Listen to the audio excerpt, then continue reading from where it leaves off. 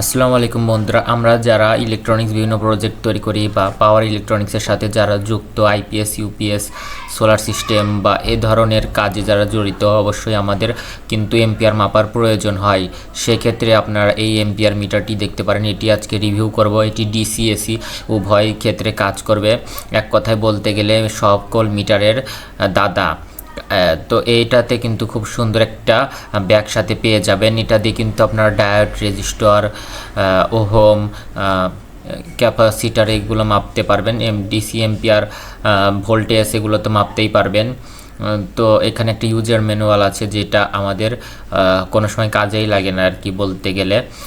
এটা দিয়ে আপনারা ডিসিএসি 600 এম্পিয়ার পর্যন্ত মাপতে পারবেন। এটার সাথে যে ব্যাটারি দেওয়া আছে, এই ব্যাটারিটি এখন আমরা মিটারের মধ্যে লাগিয়ে নিব।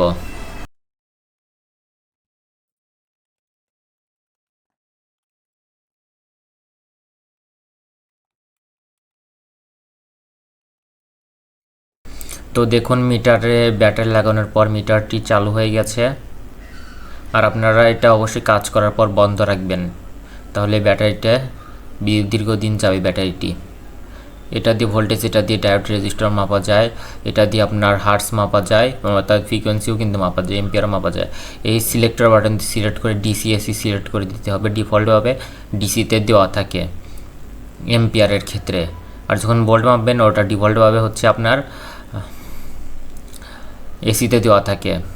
কোন বাটনের কি কাজ সেটিও আজকে দেখাবো। তো প্রথমে আমি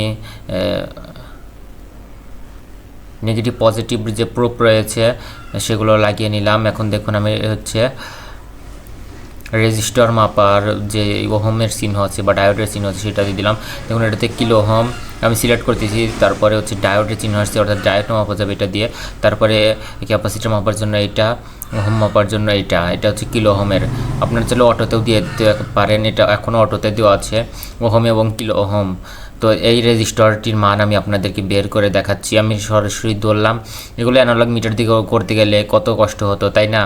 এখন দেখেন 1 মিটারে সব কিছু পেয়ে যাচ্ছেন। এখানে 325 ওহমের মতন আছে আর কি। এটা হচ্ছে 5% টলারেন্সের একটি রেজিস্টর, তাই এটাতে 325 রয়েছে, মানে হচ্ছে এটি প্রায় 300, সম্ভবত এটা 333 ওহম এর।